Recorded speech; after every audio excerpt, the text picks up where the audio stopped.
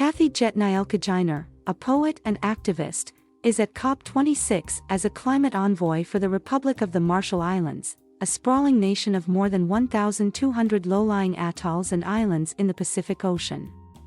In the latest in a series of first-person accounts from the Glasgow summit, she describes how it feels to fight for her country's very existence. It's quite hard to really convey exactly what it looks like on the ground, the magnitude of the work and the exhausting running from meeting to meeting. We had an 8 o'clock meeting with the president of Palau, another island country in the Western Pacific. But there were very long lines to get inside COP. I think that must be especially hard for those who might have physical disabilities. It's already quite difficult mentally to get through all of the work we're doing.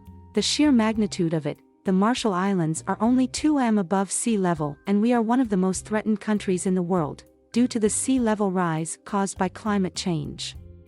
Unlike other island nations, we have no mountains and there's no higher ground to go to. But the summit is set up in a way that lets every country have a seat at the table, and my nation has been a key player for years now. That's despite the size of our economy, or the physical remoteness of our islands. Since 21 Colombian pesos, in Paris, in 2015, we've been making a lot of strides. Within our team in Glasgow, I'm following the loss and damage negotiations. It's pretty in-depth and involves constant meetings throughout the day to discuss the language in the treaty that was signed after Paris. Our role is to make sure the needs of our nations aren't lost in technical language and aren't being subsumed by other agendas from larger countries. We negotiate every single line, even the smallest words. As a poet, all this definitely requires a shift in thinking. But poetry teaches us that words have power and meaning, and that's exactly what's happening here.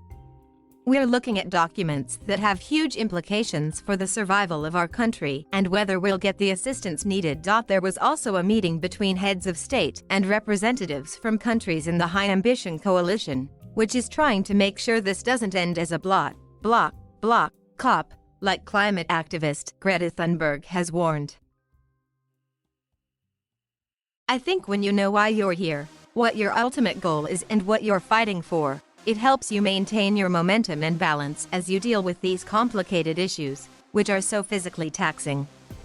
Some discussions are emotionally draining too. For example, when you have to negotiate with countries that you know aren't taking your survival into account.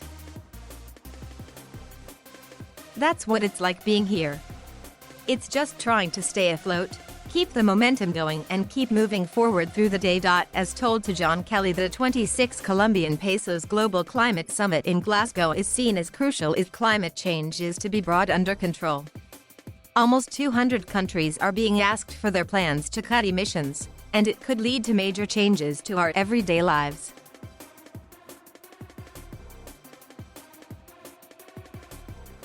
Thank you for watching. Please subscribe.